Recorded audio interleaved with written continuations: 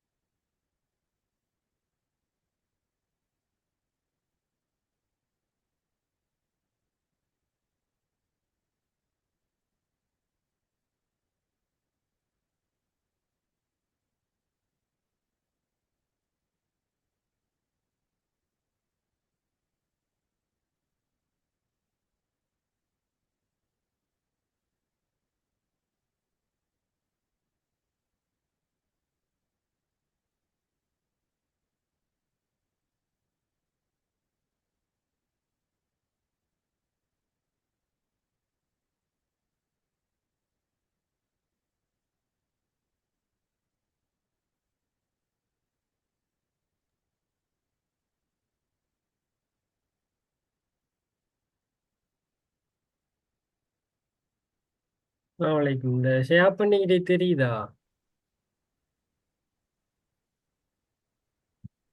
மாசு. இவ்வளவு நாளேடெல்லாம் தெரியுதா?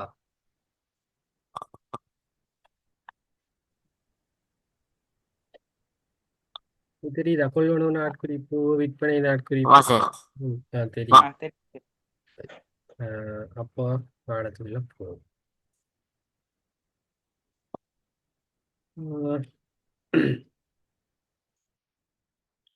இன்றைக்கு நாம் படிக்க போறது கொள்வனவு நாட்குறிப்பு, அடுத்தது விற்பனை நாட்குறிப்பு, அடுத்தது பொது நாட்குறிப்பேடு. இதைத்தான் நாம் படிக்க போறோம். சரியா? இது என்ன விஷயம்னு சொன்னா நம்மளோட கம்ப்யூட்டர் லேப்டாப் கொஞ்சம் ஸ்லோவாகிக்குது. சரியா? ஏதாச்சும் விளங்காட்டி இல்லாட்டி தெரியாட்டி சொல்லுங்க. சரியா? முதலாவது கொள்வனவு நாட்குறிப்பேடுனா என்னன்னு சொன்னா நம்ம மூல ஏடுகள் பார்த்தீங்க.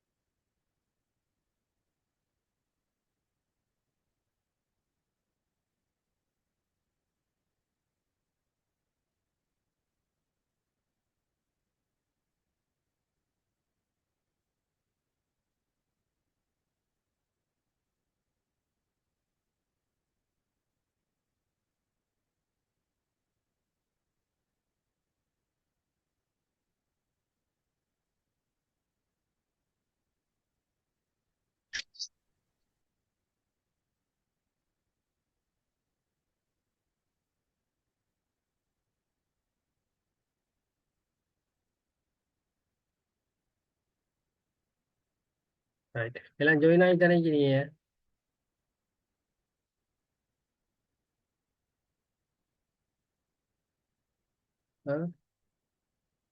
ஜாயின் ஆகி நினைக்கிறீங்க.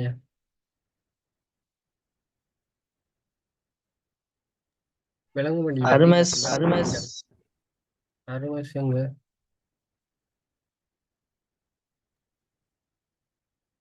ஜாயின் ஆகிட்டேன் சார். ஜாயின் ஆகிட்டியா? ரைட், ஜாயின் ஆகிட்டியா? சம்பரியாச வரையில கம்பி வரி இல்லையா? இங்க போனா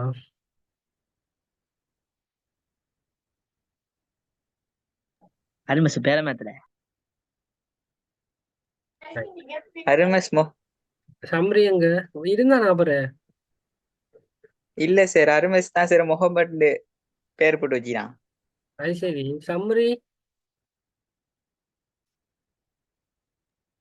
சம்பரி வரையில இன்னும் இன்னும் 4 மணிலேருந்து வரவே இல்லையா? இல்லாட்டி இப்ப இல்லாம வைக்கிறானா? இல்ல சார், 4 மணில இருந்து அவன் வரையில. வருவன் சொன்னானா? தெரியாய் சார், ஐதிட்ட கேட்டு பாருங்க. ஏன் உனக்கிட்ட கேட்டா தெரியாதா? வாண்டா, நான் 24 மணி நேரமாக வீட்டுல வாங்கிக்கிறேன். அப்ப சொல்லு, அவன் எங்க? சாவு அவன் காட்சிய படுத்து அப்படியா? வரமாட்டான் போ. சார் தெரியாது சார்.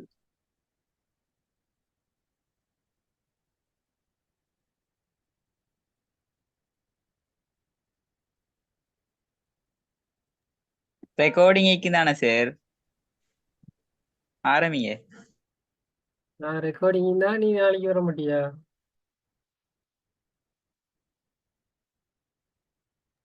யூடியூப்ல எல்லாம் போட்டுக்கிறீங்களா சார்? அதுதான், அப்படி போட்டா வர மாட்டீங்களா நாளைக்கு? வருவோம் சார். சொல்றான் அப்படி. ரெக்கார்டிங் இதுதானே, அவன் தேவையில்லை. சரி, அப்படி பார்த்தா எனக்கு தேவை. ரைட். இதுல கொள்வனவு நாட்குறிப்பேடு, விற்பனை நாட்குறிப்பேடு, பொது நாட்குறிப்பேடு, இது மூணுமே என்ன ஆவணங்கள், இந்த என்ன ஏடுகள்?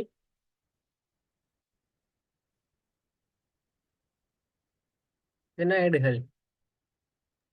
மூளையேடு. மூல ஏடுகள்ல முக்கியமான 3 ஏடுகள் தான் இந்த 3.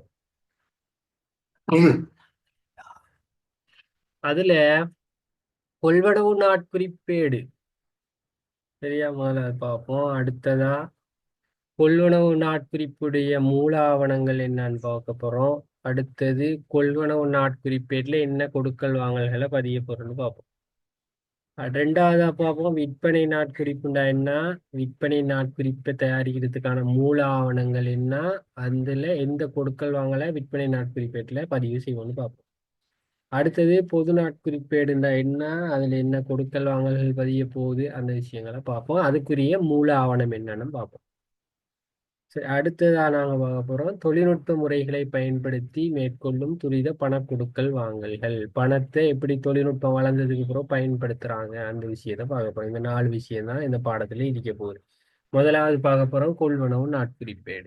கொள்வனவு நாட்குறிப்பேடுன்னு சொன்னா ஒரு வணிகத்தை எடுத்தா அவங்களோட வேலை வந்து மனிதர்களோட தேவைகளையும் விருப்பங்களையும் வந்து என்ன செய்யறது, பூர்த்தி செய்யறது தான் அவங்களோட தேவை. அப்படி அவங்க பூர்த்தி செய்யறதுக்காக அவங்க என்ன செய்வாங்க, தேவை விருப்பத்தை பூர்த்தி செய்யக்கூடிய பொருட்கள் சேவைகளை உற்பத்தி செய்து மக்களுக்கு வழங்குவாங்க. அப்படி இல்லாட்டி யாரோ உற்பத்தி செய்யற இடத்துல இருந்து எடுத்துட்டு வந்து அவங்க என்ன செய்வாங்க, வழங்குவாங்க. இந்த வேலை தான் நடக்கும். இப்படி அவங்கள வந்து வழங்கக்குள்ள தான் உற்பத்தி செஞ்ச விஷயங்களை வந்து மக்களுக்கு வழங்கக்குள்ள சில நேரம் கடனுக்கு வழங்கலாம். சில நேரம் தான் தனக்கு தேவையான அந்த மக்களுக்கு தேவையான விஷயத்த இன்னொரு ஆள்கிட்ட இருந்து வாங்கக்குள்ள கடனுக்கு வாங்கி அதுக்கு பிறகு வந்து இவங்களுக்கு என்ன செய்யலாம், நாம காசுக்கு வழங்கலாம். இப்படியான செயற்பாடுகள்லாம் நடக்கும். இப்படி நடக்கக்குள்ள இந்த கொள்வனவு நாட்குறிப்பேர்ல என்ன பதிவுன்னு சொன்னா நம்மளோட கடையில வச்சு என்ன வணிகத்தை செய்யறோம், பொருள் செய்யறோம்னா அந்த பொருளை நாம வாங்கும் போது கடனுக்கு வாங்கி இருந்தோம்னு சொன்னா அதை பதிவேடு தான் இந்த கொள்வனவு நாட்குறிப்பேடுன்னு சொல்றது. அப்படின்னா என்னன்னா நிறுவனம் எந்த பொருளை கடனுக்கு விற்கிதோ, சரியா, அப்படி கடனுக்கு விற்கக்குள்ள அந்த பொருளை நாங்க பார்ப்போம். அந்த பொருள் வந்து அந்த நிறுவனத்துடைய வணிகத்தில நோக்கமா இருக்கக்கூடிய பொருளா இருக்கும். அப்படின்னா இந்த வணிகம் என்னத்துக்கு தொடங்கணும், இப்ப மீன் கிடையாது, மீனை விற்கிறது தான் நோக்கம். அப்ப அந்த மீனை நாம இன்னொரு ஆள்கிட்ட இருந்து கடனுக்கு வாங்கக்குள்ள பதிவேடு தான் வந்து இந்த கொள்வனவு நாட்குறிப்பேடுன்னு சொல்றது. சரி, அப்ப மரக்கறி கடையா இருந்தா நாம இன்னொரு ஆள்கிட்ட இருந்து மரக்கறியை கடனுக்கு வாங்கி விற்க போற மாதிரி இருந்தா அப்படி கடனுக்கு வாங்கக்குள்ள நாங்க பதிவு செய்யற எடுத்தான் கொள்வனவு நாட்குறிப்பேடு. இப்ப தலப்பாட கடையா இருந்தா இன்னொரு தச்சன்ட்ட இருந்து தலப்பாடத்தை கடனுக்கு வாங்கக்குள்ள பதிவேடு தான் இந்த கொள்வனவு நாட்குறிப்பேடுன்னு சொல்றது. இப்ப அதை நாம எழுத்துல சொல்லக்குள்ள இப்படிதான் சொல்லுவோம். வணிகம் ஒன்று மேல் விற்பனை செய்யும் நோக்கில் பொருள்களை கொள்வனவு செய்யும். இப்பண்டங்கள் காசு அடிப்படையில் அல்லது கடன் அடிப்படையில் கொள்வனவு செய்யப்படலாம். கடன் அடிப்படையில் கொள்வனவு செய்யப்படும் மீள் விற்பனை பொருள்கள் தொடர்பாக பிரத்தியோகமான ஏடொன்றில் பதிவு செய்யப்படுதல் வேண்டும். இதற்காக பயன்படுத்தப்படும் மூல ஏடே கொள்வனவு நாட்குறிப்பு ஆகும். இது கொள்வனவு நாளேடு எனவும் அழைக்கப்படும். பாருங்க சொல்றாங்க, கடனுக்கு கொள்வனவு செய்யும் மீள் விற்பனை பொருள்களை முதலில் பதிவு செய்யும் ஏடே கொள்வனவு நாட்குறிப்பேடு எனப்படும். அப்படின்னா இந்த கொள்வனவு நாட்குறிப்பேடுல பதிகிற விஷயம் கடனுக்கு நாம வாங்கிக்கணும், சரியா. அப்படி கடனுக்கு வாங்கின பொருள் வந்து மீள் விற்பனைக்கான பொருளா இருக்கணும். இப்ப நாம ஒரு பொருளை கடனுக்கு வாங்குறோம், ஆனா நம்ம கடையில அதை விற்கிறது இல்லை. அப்படியா இருந்தா நம்ம கொள்வனவு நாட்குறிப்பேடுல நாம பதிய இயலாது, சரியா. இப்ப உதாரணத்துக்கு நம்ம வந்து மரக்கறி கடை, ஆனா நம்ம மீனை கடனுக்கு வாங்குறோம், அவன் நாம கொள்வனவு நாட்குறிப்பேடுல பதிய இயலாது. இப்ப நம்மட மீன் கடை, மரக்கறியை கடனுக்கு வாங்குறோம், அந்த சந்தர்ப்பத்திலையும் நாம் என்ன செய்யலாது, பதிய இயலாது. நாம மீனை கடனுக்கு வாங்கக்குள்ள நம்மட கடை மீன் கடையா இருந்தா தான் இதுல பதிய இயலும். மரக்கறியை கடனுக்கு வாங்கக்குள்ள நம்மட கடையில மரக்கறி விற்கிற கடையா இருந்தா தான் நாம என்ன செய்யலாம், இந்த கொள்வனவு நாட்குறிப்பேட்டுல பதிய இயலாம். அதை நாம நல்லா ஞாபகம் வச்சுக்கொள்ளணும். கடனுக்கு வாங்கல எல்லா பொருளையும், ஆனா நாம எங்கன பார்க்கணும், அந்த பொருளை தானா நம்ம கடையில வச்சு விற்கிறோம் அப்படின்னு சொல்லி பார்க்கணும், சரியா. அது விளங்கிட்டா? ரைட். பாருங்க உதாரணத்துக்கு பாருங்க, எழுது கருவி பொருட்களை கொள்வனவு செய்து மீள் விற்பனை செய்யும் வணிகம் ஒன்றாயின் எழுது கருவி பொருள்களை கடனுக்கு கொள்வனவு செய்த. அப்படின்னா பேன பென்சில் விற்கிற கடையில பேன பென்சிலை வாங்குறது தான் இதுல பதியலும்.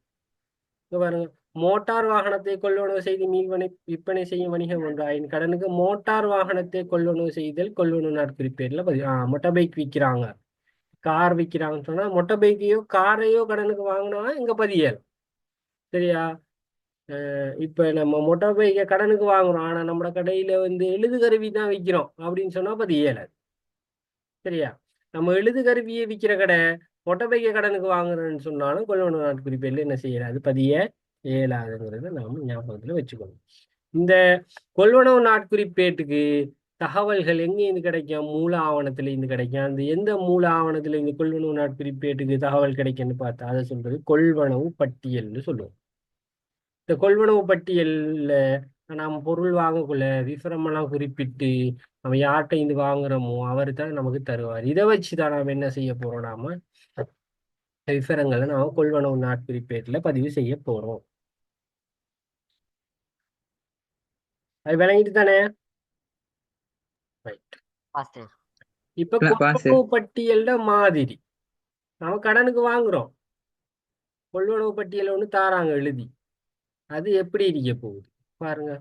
பட்டியலில 120 அப்படின்னு சொல்லிக்கிறேன். அப்ப நாம இந்த இடத்துல கொள்வனவு தான் இவர் செய்யறாரு, கடன் கொள்வனவு செய்யறாரு அப்படின்னு சொல்லக்குள்ள பட்டியல் இலக்கம்னா இது கொள்வனவு பட்டியல் இலக்கம் தான் 120. சரியா? எங்க வாங்கிறாரு? ராஜன் புத்தகசாலை இல 48 காலி வீதி வெள்ளவத்தை தொலைபேசி இலக்கம். இது எங்க வாங்கினோமோ அவரோட விவரம். சரியா? யாரு வாங்குறாங்க? முகாமையாளர் ரிஸ்மி புத்தக நிலையம் மகரகமே. இவங்க தான் வாங்குறாங்க ராஜன்கிட்ட. இவங்ககிட்ட இருந்து இவங்க கடனுக்கு வாங்கி மக்களுக்கு விற்க போறாங்க. இப்ப இவங்க ராஜன்கிட்ட இருந்து என்னவெல்லாம் வாங்கினாங்க பாருங்க. இதுல உங்கள் இது நம்மட அட்ரஸ் தந்திக்கிறாங்க.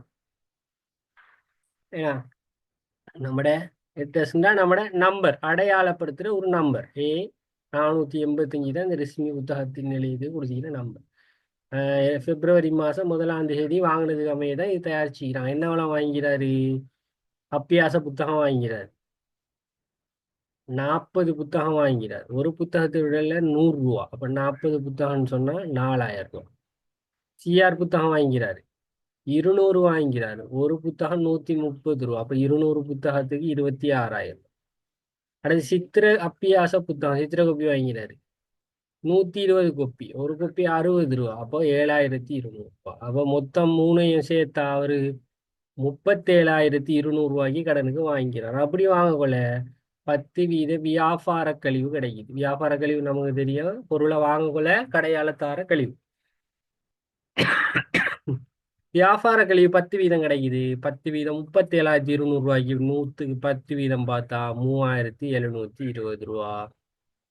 அதை கழிச்சு போட்டு நாம இப்ப ராஜனுக்கு கொடுக்க வேண்டிய காசு 33,480 ரூபா. இதை நாம கடனா வாங்குறதால சொன்னி தான் கொடுப்போம்.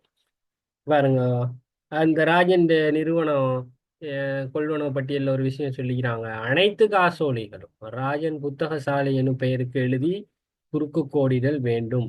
விற்பனை நிபந்தனை 5/30 தேதிய 60 இப்படின்னு போட்டிக்கிறாங்க. சரியா?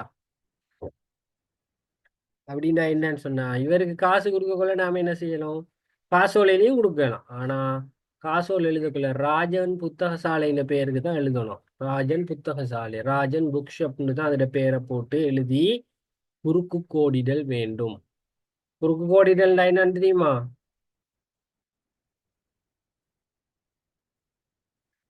தெரியுமா? தெரியாது. தெரியாது. குறுக்கு கோடிடல்னு சொன்னா என்ன?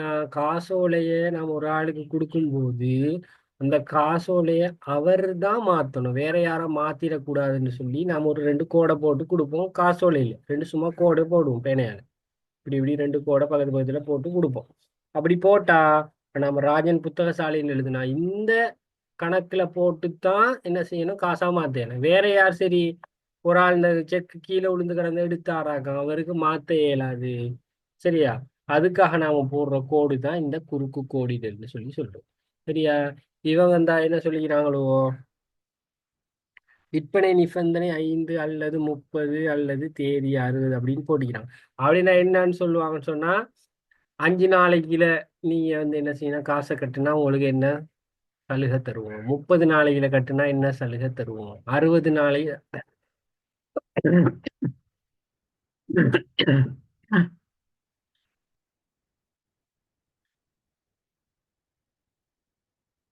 சரியா? அப்படியான விவரத்தை தான் இதுல சொல்லுவாங்களோ. சரியா? இதுல என்னது இங்கன என்ன குறிப்பிடப்பட்டிக்குதுன்னு சொன்னா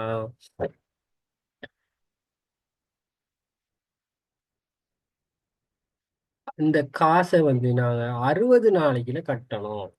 சரியா? அதுக்கு மேல கட்டாம இருக்க கூடாது. அப்படி சொல்லி போட்டு மறக்க சொல்றாங்க. 30 நாளைக்குல கட்டுனா, ஒரு மாசத்துல கட்டுனா உங்களுக்கு 5% கழிவு தருவோம் அப்படின்னு சொல்றாங்க. சரியா? கழிவுண்டா என்ன கழிவு? ஏற்கனவே ஒரு கழிவு தந்திக்கிறாங்க 3720 ரூபாய். இப்ப நம்ம கட்டணம் 33,480. இப்ப இத 2ஆம் மாசம் 1ஆம் தேதி தானே. இப்ப 2ஆம் மாசம் 30ஆம் தேதி, 3ஆம் மாசம் 1ஆம் தேதி 30 நாள் வைங்களேன். அதுக்குள்ள கட்டிட்டமாக்கும். இப்ப இந்த 33,480 ரூபாய்க்கு 100க்கு 5%, 100ன் மேல் 5 தர 33,480ன்னு பார்த்து 5% இன்னொரு கழிவு தருவார். அது வந்து காசு கழிவுன்னு சொல்றது. காசு கொடுக்கக்குள்ள நமக்கு தர கழிவு. அந்த கழிவை தான் நாம என்ன செய்யறது, காசேட்ல எல்லாம் பதிகிறோமே பெற்ற கழிவுன்னு சொல்லி, அந்த கழிவை தான் என்ன செய்யறாங்களோ இங்கே சொல்றாங்க. இது கீழே போய் 60 நாளைக்குல கட்டாயம் செலுத்தணும். 30 நாளைக்குல நீங்க டக்குன்னு செலுத்திட்டீங்கன்னாக்க உங்களுக்கு 5% என்ன நடக்கும், கழிவு வந்து நாம் என்ன செய்வோம், தருவோம் அப்படின்னு சொல்லி என்ன செஞ்சுக்கிறாங்க, அதில் சொல்றான். அருகாசு என்ன கோடு போடுறா, சரியா? பாய் தான் அதில் விற்கிறோம். அது விளங்கிட்டா? விளையாட்டு சார். ரைட். இப்போ வியாபார கழிவுண்டா என்ன?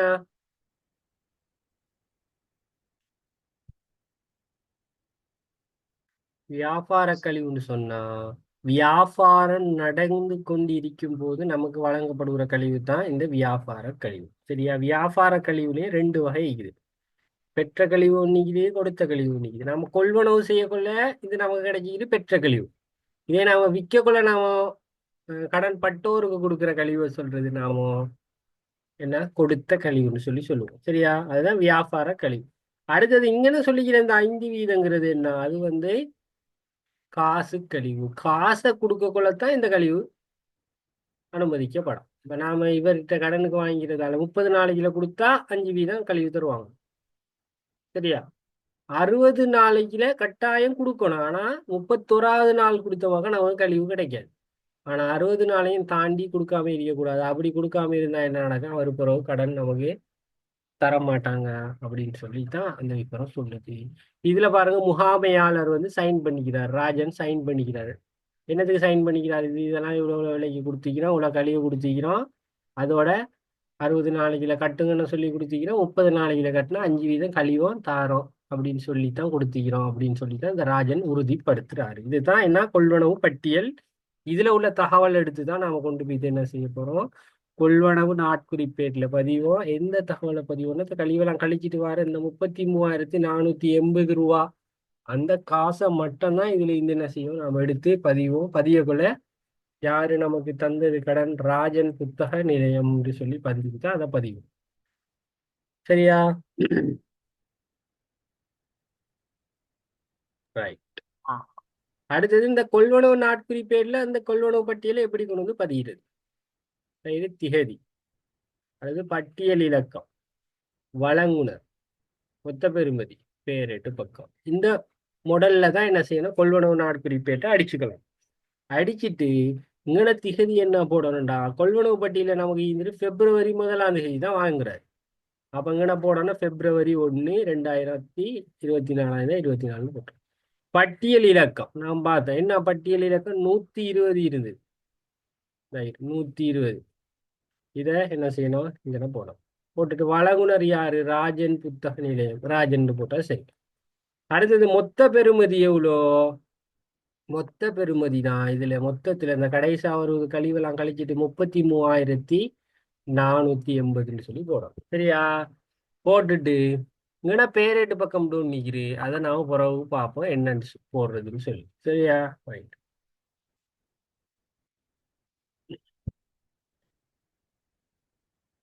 இப்ப நமக்கு ஒரு உதாரணம் ஒன்று தந்திக்கிறான். இதுக்கு முன்னுக்கு பார்த்ததெல்லாம் விளங்கிட்டா? விளையாட்டு சார். ரைட். இப்ப இதுல என்ன செஞ்சுக்கிறாங்கடா, கொள்வனவு செஞ்சுக்கிறோம். நாம என்ன செஞ்சுக்கிறோம், கொள்வனவு செஞ்சுக்கிறோம். 1ஆம் தேதி, 10ஆம் தேதி, 20ஆம் தேதி, 25ஆம் தேதி கடனுக்கு கொள்வனவு செஞ்சுக்கிறோம். எதை, நாம விற்கக்கூடிய பொருட்களையோ சேவைகளையோ தான் நாம கொள்வனவு செஞ்சுக்கிறோம். அப்படி கடனுக்கு கொள்வனவு செஞ்சா நாம பதிகிற இடம் வந்து கொள்வனவு நாட்குறிப்பேடு. இதுல தந்திக்கிற விவரம் என்னன்னு சொன்னா கொள்வனவு பட்டியலில் உள்ள விவரங்களை தந்திக்கிறாங்க. இதை நாம கொண்டு வந்து இப்போ கொள்வனவு நாட்குறிப்பேட்ல பதிய போறோம். முதலாவது என்ன செய்யும், கொள்வனவு நாட்குறிப்பேட்ல அந்த முடல் அட்டவணையை அடிச்சுக்கொள்ளணும். உங்களை தந்திக்கிறாங்க திகதி பட்டியல் இலக்கம் வழங்குனர் மொத்த பெறுமதி பேரேட்டு பக்கம் இப்படி போட்டு இந்த அடிச்சுட்டாங்க. அடிச்சுட்டு இப்போ ஒரு டேட் படி ஆர்டருக்கு 15 வரப்போம். முதலாவது 3ஆம் மாசம் 1ஆம் தேதி பட்டியல் இலக்கம் 115 அடிப்படையில் நிமாலிடம் கொள்வனவு செய்யப்பட்ட பொருட்கள் என்னது பட்டியலின் தேறிய பெறுமதி 22,000. இதை அப்படியே எடுத்து பதிய வேண்டியது. 3ஆம் மாசம் 1ஆம் தேதி பட்டியல் இலக்கம் 115 நிமாலுக்கிட்ட வாங்குறோம். நமக்கு தந்தவர் நிமால் கொள்வனவு செய்யப்பட்ட பொருட்கள் பட்டியலில் தேறிய பெறுமதி 22,000 22,000 அப்படி பதிவு விளையிட்டாது. Right sir. ரைட். அதே மாதிரி எல்லாத்தையும் பதிவு தான். 3ஆம் மாசம் 10ஆம் தேதி 2வது 3ஆம் மாசம் 10ஆம் தேதி பட்டியல் இலக்கம் 65 அனிதாட்ட வாங்கிக்கிறேன். அனிதா சரியா 28,000க்கு வாங்கிக்கிறேன். போட்டாச்சு 28,000. அடுத்து 3ஆம் மாசம் 20ஆம் தேதி பட்டியல் இலக்கம் 43 பூர்ணிமாட்ட வாங்கிக்கிறோம். பூர்ணிமா வணிகம். அடுத்தது எவ்வளோக்கு வாங்கி 26,000 26,000 போட்டாச்சு. அடுத்தது என்ன 3ஆம் மாசம் 25 3ஆம் மாசம் 25 48ஆம் இலக்கம் பூர்ணிமா வணிகத்தில் இந்த மாதிரி பிடிக்க வாங்கிக்குது. எவ்வளோக்கு 12,000. 3ஆம் மாசம் 25ஆம் தேதி 48ஆம் இலக்கம் பூர்ணிமா வணிகத்தில் திரும்ப வாங்கிக்கிது 12,000. இப்போ போட்டாச்சு. எல்லாம் 4 விஷயத்தையும் பதிஞ்சாச்சு. இப்போ மொத்த பெறுமதி எடுக்கணும். நிமால்கிட்ட வாங்கினது, அனிதாட்ட வாங்கினது, பூர்ணிமாட்ட 2 தடவை வாங்கினது எல்லாம். இப்போ 22,000 28,000 26,000 12,000 எல்லாத்தையும் கூட்டினா நமக்கு வருவது மொத்தம் 88,000. இதை நம்ம மாற்றணும். கொள்வனவு கணக்குன்னு சொல்லி பேரேடு ஒன்று தொடங்கி அதுக்கு மாற்ற முன்னுக்கு இதை நம்ம கொள்வனவு கணக்கு மாற்றுறதால எழுதணும். கொள்வனவு கணக்கிற்கு மாற்றியதுன்னு எழுத. எப்போ மாற்ற போகிறோம், இந்த மாதம் முடிகிற நாள் 3ஆம் மாதம் 31ஆம் தேதி மாற்ற போகிறோம்.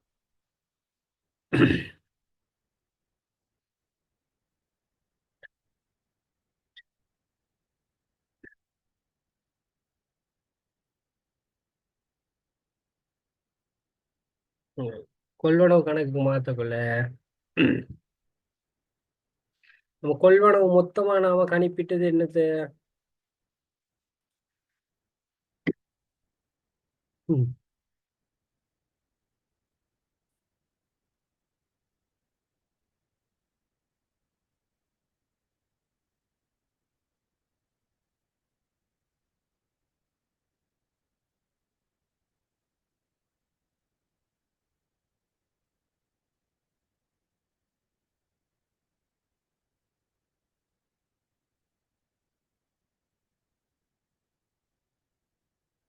கொள்வனவு நாம எல்லாத்தையும் கூட்டி எடுத்த பெறுமதி 88,000 ரூபாய். இதை முதலாவது கொள்வனவு கணக்குக்கு போனோம். கொள்வனவு கணக்குக்கு எந்த பக்கத்துல வரும் பதிவு, வரவு பக்கம். வரவு பக்கம் வரும். அப்போ முதலாவது கொள்வனவு கணக்கு அடிச்சாச்சு. கொள்வனவு கணக்கு இது வரவு பக்கம், இது செலவு பக்கம். திகதி விவரம் பேரேட்டு பக்கம் மொத்த பெறுமதி. மறுபடிக்கா திகதி விவரம் பேரேட்டு பக்கம் மொத்த பெறுமதி. இது அடிக்க தெரியும் தானே. வா சார். ஆமா. இப்போ அதுல மொத்தத்தை கொள்வனவு பக்கம் வரவு போட்டாச்சு. மொத்தம் 88,000. எல்லா எங்க இருந்து வாங்கணும், கடன் கொடுனர்கிட்ட இருந்து வாங்கிக்கிறோம். கடனுக்கு தானே வாங்கிக்கிறோம், வாங்கியாச்சு. அடுத்தது ஆ சார். 3ஆம் மாசம் 31ஆம் தேதி தான் என்ன செய்யறோம், கொள்வனவு நாட்குறிப்பேட்டில் இருந்து நாம் இதுக்கு மாத்துறோம். சரியா. அப்படி மாத்தக்குள்ள நமக்கு இந்த இடத்துல நம்ம முதல்ல வரவு வச்சுட்டு இந்த 88,000 ஒரு ஆள்கிட்ட இல்லை, 3 பேர். அப்போ யாருலாம், முதலாவது நிமால்கிட்ட எவ்வளோ வாங்கிக்கிறோம், 22,000 ரூபாய்க்கு வாங்கிக்கிறோம். அப்போ செலவு போட்ட இது வரவுண்டா, மற்றதெல்லாம் செலவுல வரும். செலவு கொள்வனவு கணக்கு. சரியா. நிமாலுக்காக தான் கடன் கொடுத்தோர் முடியுது. கொள்வனவு கணக்கு போட்டாச்சு. அவருக்கு எத்தனாம் தேதி வாங்கணும், 1ஆம் தேதி போட்டாச்சு. அடுத்து அனிதாட்ட எப்போ வாங்குறோம், 3ஆம் மாசம் 10ஆம் தேதி. கொள்வனவு 28,000 எல்லாம் அங்கே இருக்கு. அனிதாட்ட 3ஆம் மாசம் 10ஆம் தேதி அனிதாட்ட 28,000. 3ஆம் மாசம் 20ஆம் தேதி பூர்ணிமாட்ட ஒரு 26,000. 25ஆம் தேதி ஒரு 12,000. அப்போ பூர்ணிமாட 2 அந்த பூர்ணிமா எடுத்தாச்சு. 20ஆம் தேதி கொள்வனவு 26,000. 25ஆம் தேதி கொள்வனவு 12,000 அப்படின்னு போட்டாச்சு. சரி அது விளங்கிட்டா அப்படி மாத்தி விடுறேன். விளங்கிட்டு சார். அவ்வளவுதான் வேற விஷயம். அதே மாதிரி அவங்க தான் ஒன்று தந்திக்கிறாங்க, வழங்குனர் பட்டியல் இலக்கம் பெருமானம் தந்தி. இதை அப்படியே கொண்டு போய் என்ன செய்ய வேண்டியதுதான், இதுல போட வேண்டியதுதான். இதுக்குல போடலாமா?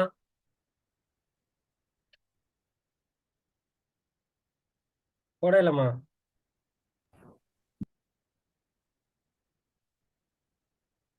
என்ன ஒன்று சொல்ல முடியுங்க, ஒன்று போட்டு பார்க்குறீங்களா?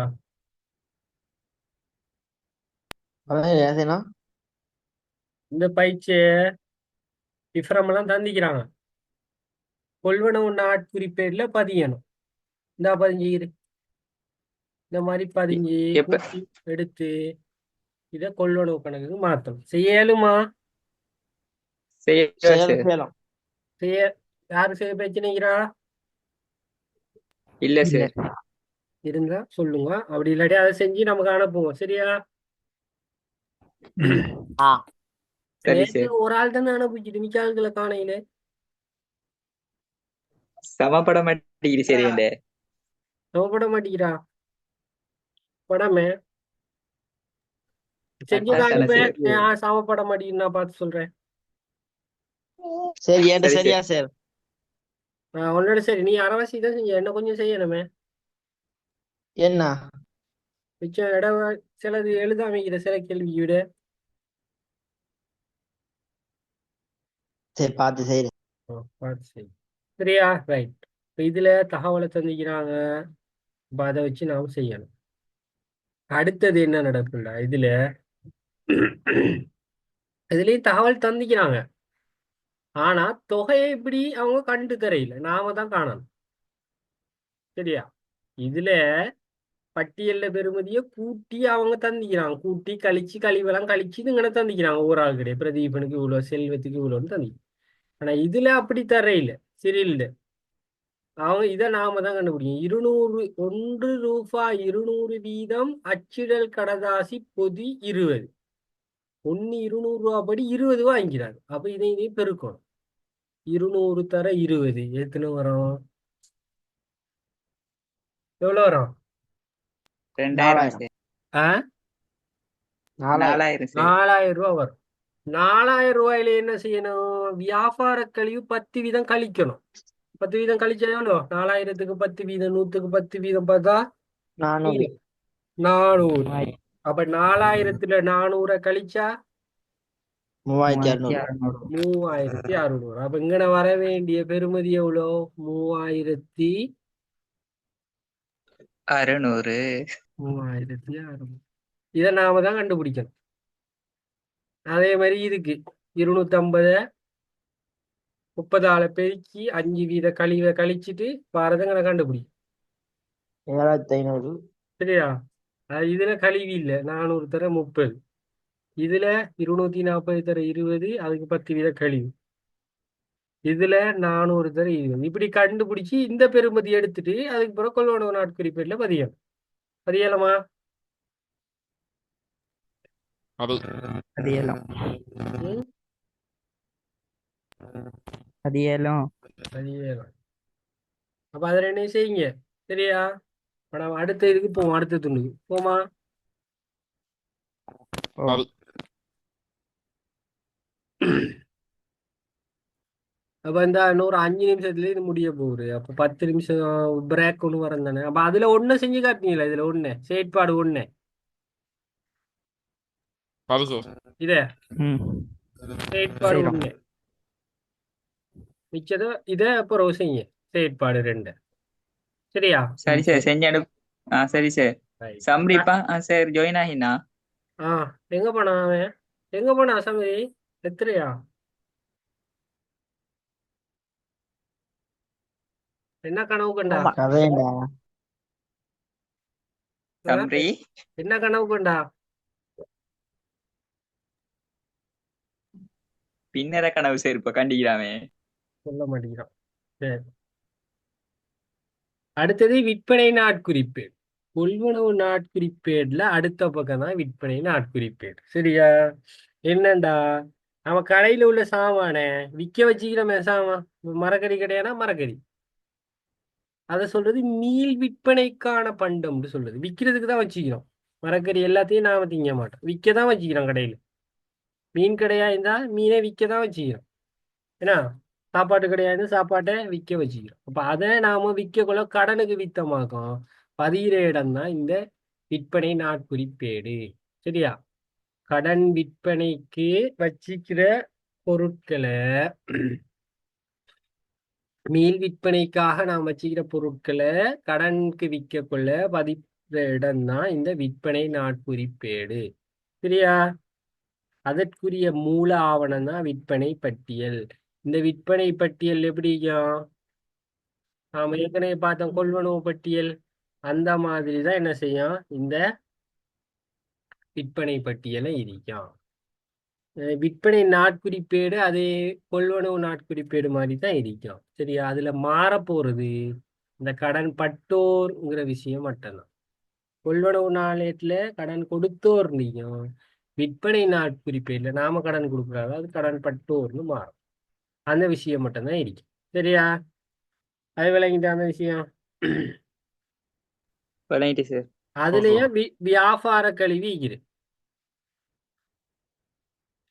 சரியா? வியாபார கழிவுனா என்ன?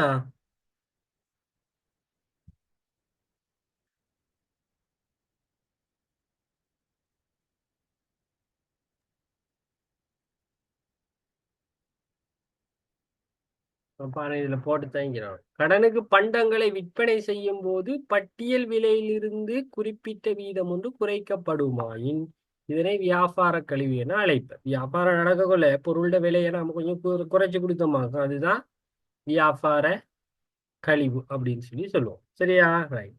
இப்போ பாருங்க, இது ஒரு விற்பனை பட்டியல். கொள்வனவு பட்டியலும் விற்பனை பட்டியலும் ஒரே மாதிரி தான் இருக்கும். பாருங்க, இதுல மாறுறது விற்பனையில கொள்வனவாளர். ஏன்? இவங்களுக்கு தான் நாம் வித்திக்கிறோம். இவங்க தான் நம்மட கொள்வனவு செஞ்சுக்கோம். ரத்னமும் சுனிலும் உதயாவும் ரில்வானும் அவ்வளோ 3%. ஏன்னா இவங்க தான் வாங்கிக்கிறாங்க, வேற வேற டேட்ல திரும்ப திரும்ப திரும்ப வாங்கிக்கிறோம். 5ஆம் மாசம் 2ஆம் தேதி பட்டியல் இலக்கம் 35 ரத்னம் 5000 ரூபாய்க்கு கடனுக்கு வாங்கிக்கிறாரு. சரியா? சில்லறை கடை தான் இவர் நடத்துறாரு ரத்னம். அப்ப சில்லறை கடையில் உள்ள சாமானை தான் இவர் கடனுக்கு வாங்கிக்கிறாங்க. அப்படி அந்த விவரங்கள் அப்படி தந்திக்கிறாங்க. இந்த விவரங்களை அப்படி என்ன செய்யறாங்க அங்கிட்டு உம், 4-8 மாத்துறாங்க.